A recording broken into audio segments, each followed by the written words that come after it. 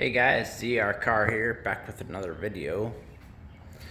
And today we're going to take a look at the 2019 Silverado RST. More specific, we're going to talk about 10 dislikes on the Chevy Silverado. I do have the 2020 Honda Passport as well. And already done 10 likes and 10 dislikes on that. So I did the 10 likes on the Silverado. Now I just have to do the 10 dislikes. And I think this is my favorite vehicle I have right now. I'd take this over the Passport pretty much any day. Oddly enough, they are about the same amount of money. I paid $44 for the Silverado and basically $41 for the Honda Passport Elite. So we'll do a quick walk around and we'll talk about 10 things that I dislike on the Silverado. So this color is called the Satin Steel Metallic, and I was either going to get that or the white. I kind of like how the white and black contrast, but this is probably my favorite color. They also make the Camaro SS in this color and a couple other Chevy products.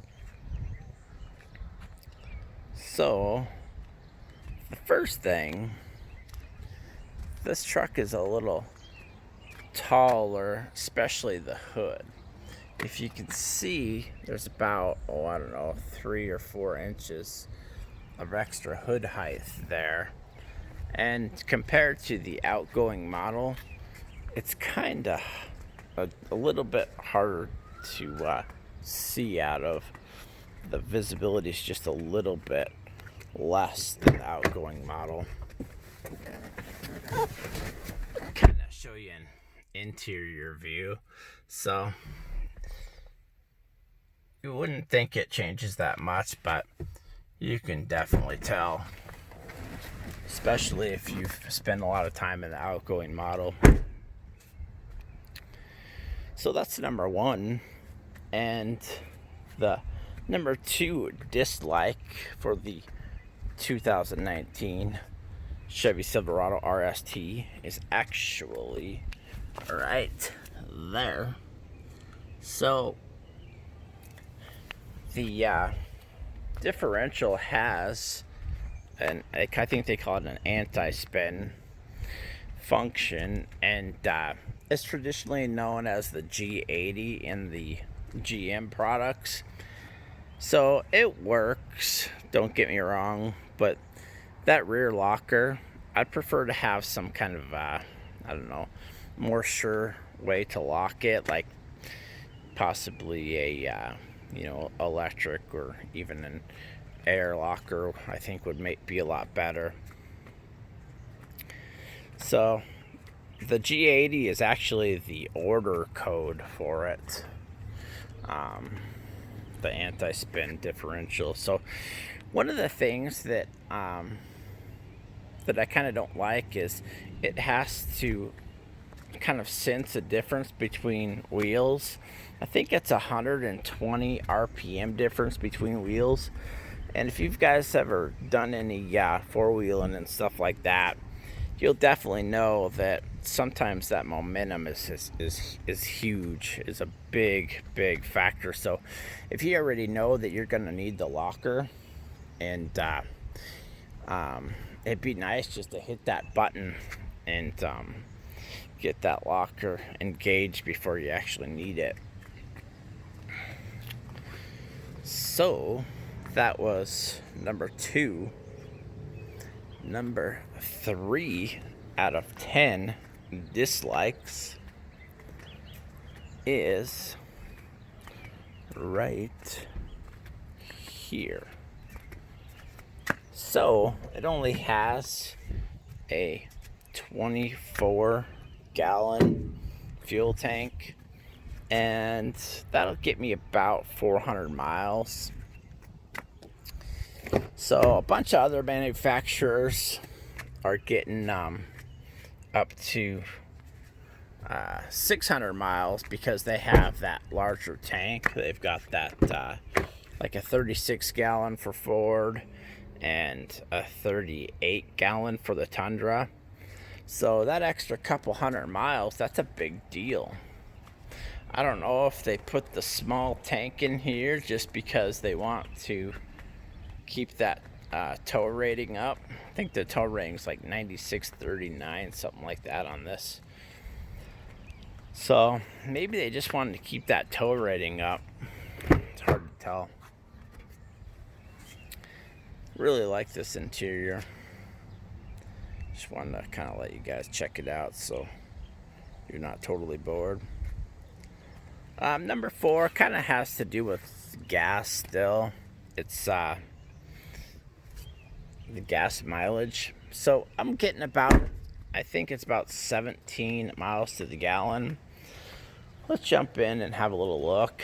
But the passport gets about 25. So that's a considerable difference. So I think I'm only getting about 17 miles to the gallon. Let's see what the old trip meter says here.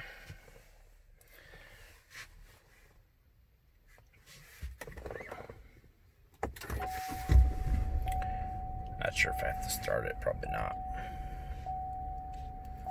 But we'll go through the trip meter real quick. See what we're getting.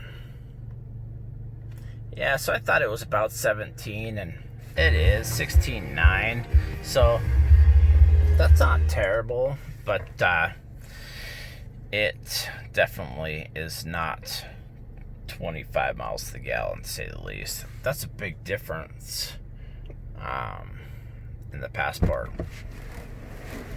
So let's see what's next on my list. That was number 4, 17 miles to the gallon.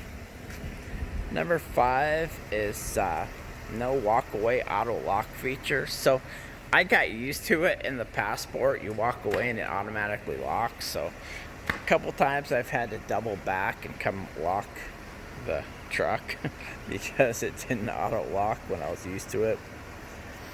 So it does have this chrome button on the outside right here. So that's pretty cool.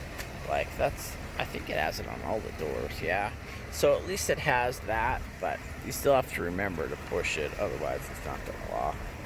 Kind of a small gripe. Remember, like I said, this is my favorite vehicle I have, so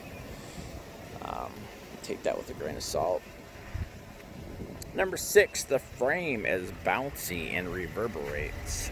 So if you're cruising down the interstate, cruising down the highway, and let's say you're on a concrete road for some reason and there's 50-foot slabs, something like that. Well, it's going to reverberate for that whole 50 feet until you hit the next one. So you're pretty much going to feel, just the shaking. It feels like there's a freaking earthquake or something. I mean, like, it just keeps shaking and shaking until you hit the next one, the next one, the next one. So I know they said that this frame is kind of a mixed material. Obviously, it's the traditional ladder-like frame, so it's supposed to be 10% more rigid than the outgoing model. I like it to be 10% less bouncy, or maybe a better ride. That would be the preference for me. I kind of talked about it before in some of my other videos, how I think Ford puts a little extra money into the research and development, and it kind of leads me into the number 7 is this 5.3 liter in this thing. It's got the 355 horse, 383 foot-pounds of torque, and it is reliable, but where's my 400 horse? I mean, obviously you can get the 6.2 if you want to jump up to the high country for an extra $1,000,000 bucks, but like, I think the stock 5.3 should definitely be putting out 400 horse. So I don't know if they just, you know, they just kind of want to stick with what works, or maybe it's adequate, something like that. But, you know, Ford's got that Coyote engine out, and it's definitely putting the shame to this old 5.3. So, ooh, got my dirty coat from 4-wheel on the other day. Get that out of the way. All right, so moving right along to number 8. So I really would think that we should have a nicer center readout. So Ram, Ford, definitely have a better readout. And then I just saw the 2021 F-150s. They're going to be all digital. So that's going to be really nice for the new F-150. Might be a considering factor for a lot of people. I wish that GM would step up their game on the center readouts a little more. Number 9. So I've talked about it before, but the auto stop start, I think that should definitely be off as a default. This button right here, it's on. So every time you start the vehicle, you're stuck with auto stop start. So that's number 9. I wish they would let you turn that on instead of defaulting to the on position. I've also made a whole video about stop start and how I think that you pretty much have to retrain yourself if you want to drive with it properly. You come up to a stop sign and you might need to give yourself a couple more seconds to react or pull out in the traffic, stuff like that. Number 10 is no safety suite standard. So in other words, no blind spot monitoring along with adaptive cruise control, no low speed follow, no brake hold, no auto brake mitigation. So of course the Honda Sensing on the Passport has that, and it's definitely lacking. So I just wish they would include it in the Silverado. But just like the auto stop start, I would like it to be off for the default. You want to start adding those features as you're driving, then so be it. But I just think it should be included standard. So real quick recap here. Number 1 is the hood is hard to see out of. You can kind of see that extra 3 or 4 inches there. Kind of limits your visibility, but on the other hand, it also is pretty sweet, right? You're a little higher. It's kind of more of a macho truck. Number 2, the rear locker, slow to engage. Number 3, the gas tank's only 24 gallons. The competition's kind of best in that. Number 4, still only 17 miles to the gallon, despite the 355 horse, 383 foot-pounds of torque. Number 5 is kind of a nitpick, no walk-away auto lock feature. Number 6, the frame just reverberates to the next crack and bouncy, bouncy, bouncy. Number 7, it's not super fast. That 355 horsepower, 383 foot-pounds of torque kind of leaves you wanting more.